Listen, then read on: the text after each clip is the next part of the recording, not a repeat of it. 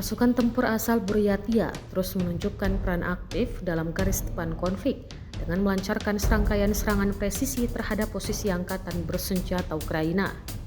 Menggunakan drone peledak, mereka berhasil menghancurkan peralatan militer, personel tempur, serta benteng pertahanan Ukraina di dua sektor penting, selatan Donetsk dan Zaporizhia di Dnipropetrovsk.